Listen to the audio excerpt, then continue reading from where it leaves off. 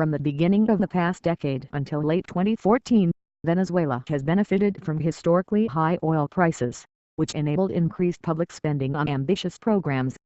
The government established a variety of public companies and nationalized many private firms in sectors such as oil and gas, mining and metallurgy, cement, banking and telecommunications. Large social programs called misiones were implemented to deliver basic services and transfer resources to previously excluded parts of the population. Economic growth and redistribution policies led to a significant decline in poverty, from 50% in 1998 to approximately 30% in 2013, according to official figures. Inequality also decreased, as reflected in the decrease in the Gini Index, from 0.49 in 1998 to 0.40 in 2012, among the lowest rates in the region. Nevertheless, the collapse in international oil prices, along with inadequate macro and microeconomic policies, have significantly affected Venezuela's economic and social performance. The country's reliance on the hydrocarbon sector has sharply increased. Oil now accounts for 96% of exports. Also, during the economic boom, Venezuela did not accumulate savings to mitigate the reversal in terms of trade or to cushion the necessary macroeconomic adjustment. In the short and medium term, Venezuela faces major financing needs, with a fiscal deficit estimated at 20% of GDP at the end of 2015, and external financing needs estimated at between $25 billion and $35 billion. Access to external financing is restricted and the public deficit has been largely monetized.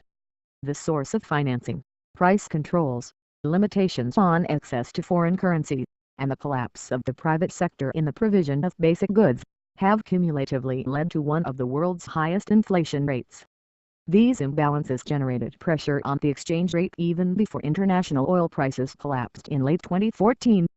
The government has worked to contain these pressures by implementing a multiple exchange rate system and additional exchange rate controls. These measures have contributed to a strong external adjustment through the contraction of imports.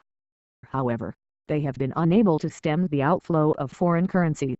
At the same time, exchange measures and regulations on private sector participation in the production and distribution of some basic goods have triggered shortages of basic goods, inflationary pressures, and supply problems in a productive structure that is heavily dependent on imports.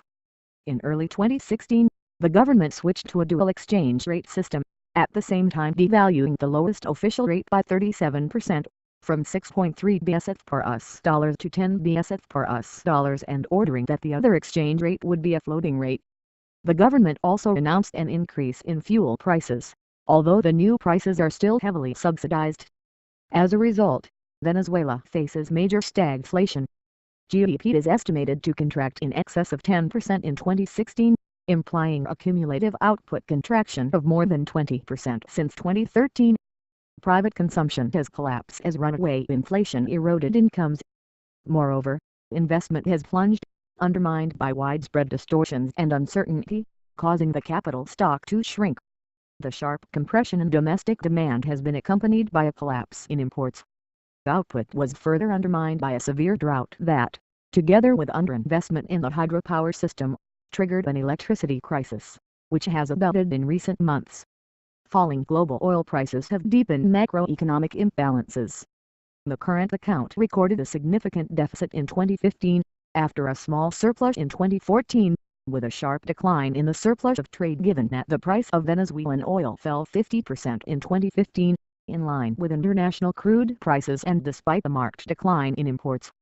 The price of the Venezuelan crude fell an additional 35% in the first 8 months of 2016, averaging less than half the level required to balance the fiscal accounts, while oil production contracted by an estimated 10% in the first half of 2016.